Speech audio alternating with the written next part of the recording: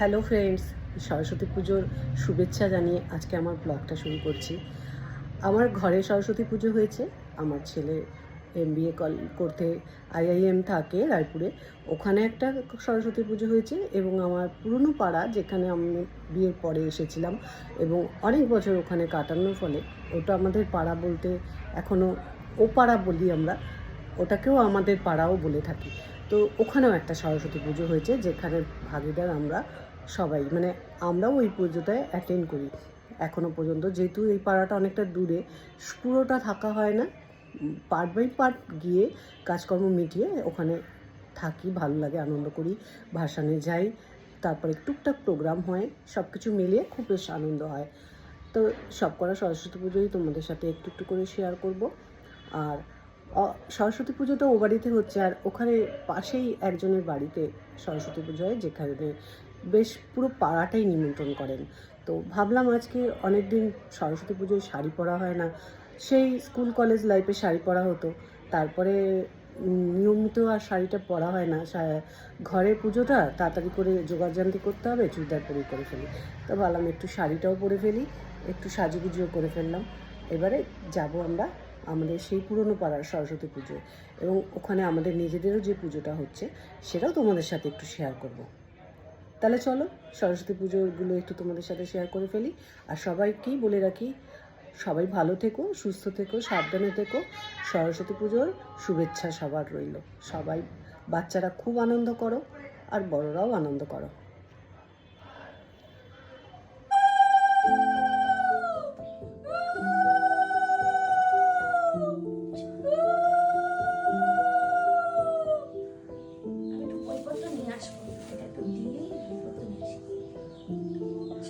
সরস্বতী ঠাকুর দেখতে গেল। রিয়া তো স্কুলে গেছে। দেখো তোমরা সব ছোট বড় হয়ে যায় যে জায়গা। হ্যাঁ, আর আমি ফাঁকা করে ফাঁকা থাকি। তাই তো বলছি, দেখো সায়ন ওখানে সব। আর আমার মেয়ে তো অঞ্জলি বাজলি করে দিই, ওই মনে পড়লে হলো, নাহলে ঘুমাচ্ছে থাকে।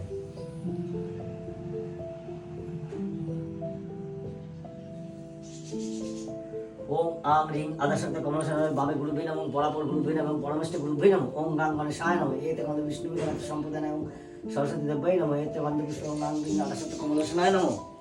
ওই ফুলগুলো, গোলাপ ফুলগুলো দিয়েছি যে। ওগুলো এখানে জায়গা নেই, টোটনদার পাড়ায় পুজো ঠিক আছে। শুরু হয়ে গেছে আমাদের বাড়ির পুজোটা। তোমাদের বলেছি না, 4টে পুজো তোমাদের সাথে শেয়ার করব। এটা হলো 1 নম্বর, আমার বাড়ির পুজো।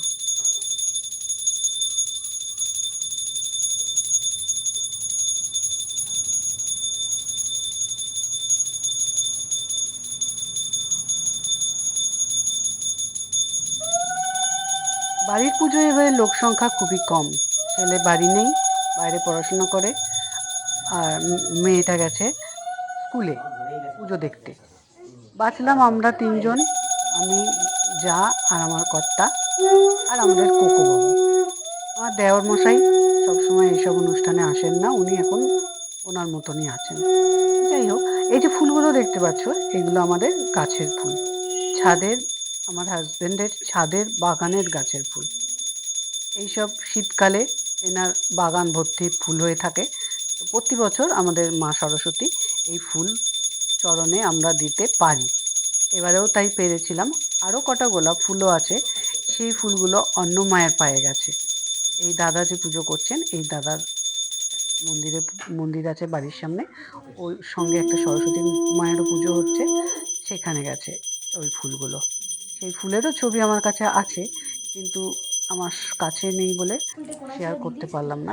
দিয়েছে, যাই হোক, ফুল মায়ের চরণে গেছে, এটাই যথেষ্ট। খুব ভালো, এখানে কিছু পেলো, মা ওখানে কিছু পেলো। এরপরে অঞ্জলির পালা, যেহেতু লোক সংখ্যা কম, অঞ্জলি বেদ দেওয়ার লোক বেদাঙ্গ কম। বেদান্ত বিদ্যা স্থানেব্য এ বচ এ সচন্দন পুষ্প বিল্লপত্রাঞ্জলি ওম শ্রী শ্রী সরস্বতী দেবায় নমঃ।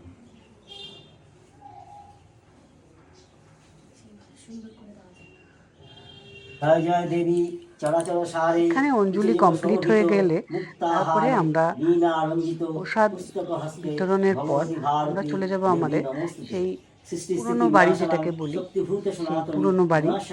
এই পুরনো বাড়িতেও আমরা পাড়াতে একটা পুজো করে থাকি প্রত্যেক বছরে, খুব মজা হয়। সেই পুজোয় তোমাদের সাথে নিয়ে যাব একসাথে, দেখবে।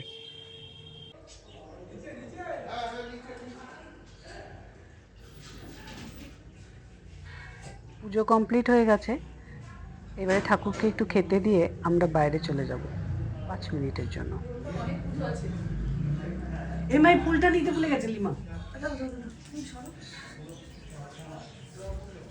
দাদা ফুলটা দিতে হবে, একটু দাঁড় করাও। ফুল ফুল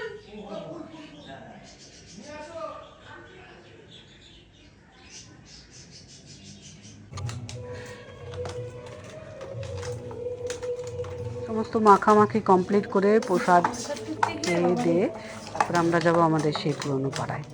তাই এই প্রসাদ বিতরণের জন্য প্রস্তুতি চলছে।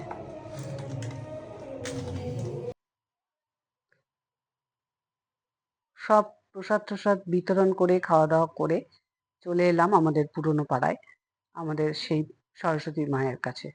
এবারে তোমাদের এই মাকে দেখাই। দেখো আমাদের এই মা কেমন হয়েছে। এই মা সত্যিই সুন্দর হয়েছে এবং খুব বড় হয়েছে। ওই বড় ঠাকুর প্রতিমা দেখতে খুব ভালো লাগে, কিন্তু ম্যানেজ করাটা একটু কষ্টের হয়ে পড়ে। মাকে আনা এবং মাকে বিসর্জন দেওয়া এখানেই একটু কষ্ট হয়ে যায়। যেহেতু পাড়ার পুজো সেহেতু একটু তো সময় দেরি হবেই, পুরোহিত আসতে একটু পাড়ার পুজোতে দেরি করে। আর যে পুরোহিত পুজো করবেন তিনি ওই পাড়ায় অনেকগুলো পুজো করবেন, তাই প্রথমে ঢুকে উনি সামনে একটা বাড়িতে পুজোতে ঢুকে গেছেন, তখন বাজে প্রায় 1টা। সেকেন্ড আর একবারে যাওয়ার আগে আমাদের এই দিদিভাই ধরে নিয়েছে ঠাকুরমশাইকে যে আগে আমাদের এখান থেকে আমাকে ছাড়ো, আমার সব কাজকর্ম বাড়িতে পড়ে আছে, সবাই মিলে আমরা এখানে বসে আছি, তুমি পুজো করে আমাদের ছুটি দাও। তো পুজোটা করতে ওই জন্য ঠাকুরমশাই রাজি হয়ে গেল এবং পুজো করতে বসেও গেলেন। এই পুজো চলতেছে, আমরা ওই পুজোটা একটু দেখছি। আর এরপরে আমরা পাশেই আরেকজনের বাড়িতে পুজো আছে, সেই পুজোটাও দেখবো এবং সেখানেই আমাদের আজকের দুপুরে খাওয়া দাওয়ার নিমন্ত্রণ। পুজো চলছে, ঠাকুরমশাই একটা হাতে খড়ি আছে, সেই হাতে খড়িটাও তোমাদের সাথে শেয়ার করব, কেননা অনেক দিন হলো হাতে খড়ি দেখা হয়নি, এবছরে সেটা আবার দেখার বাবু মাটা আমাদের হাতে খড়ি এটা কিছুই বুঝছে না, কিন্তু ঠাকুরমশাই কোলে বসে হাতে ফুল দিয়েছে, ছুটতে বলছে পায়ে, ঠাকুরের পায়ে। তো এগুলো তো একটু মজা পাচ্ছে, দেখছেও আর ফুলটাও ছুঁড়লো। তারপরে শুরু হয়ে যাবে লেখার পালা। মারে তোর শুরু হয়ে গেল, পড় রে পড়াশোনা করো, ড্রেস পরে স্কুল যাও, এই যে কত দিনের একটা বড় লাইফ শুরু হলো, আনন্দেরই লাইফ, কিন্তু এই ছোটকালে একটা কষ্টও লাগে। স্কুল যেতে হবে, ড্রেস পরে মার কোলে বাবার কোলে, মার অটোতে, বাসে, বাবার বাইকে, সব বাচ্চারা এইভাবেই স্কুল করে আর মজাও করে। ওর এক কাকা সামনে থেকে ফটো তুলছিল, ভিডিও করছিল ওর হাতে খড়িটা, শুধু বাচ্চাটা ওইদিকে তাকাচ্ছে আর বলছে বচো বচো, মানে ওনাকে বসতে বলছে যে ভিডিও করতে হবে না, তুমি সামনে জায়গা আছে ওখানটা এসে বসো। অওয়া ABCD 1 2 সব হয়ে গেল, কখাটার আর জায়গা নেই। এরপর শুরু হয়ে যাবে স্কুল লাইফ। কিছু লোক এখনো পুজো দেখার জন্য বসে আছে। এরপর অঞ্জলি শুরু হয়ে গেল, তোমাদেরকে একটু অঞ্জলিটা সামনে থেকে নিয়ে গিয়ে দেখাই। যদিও ভিড় আছে তাই জন্য আমি ঠাকুরের সামনে ফুল ছোড়াটা দেখাতে পারছি না, যেটুকুনি পারলাম চেষ্টা করলাম দেখানোর জন্য।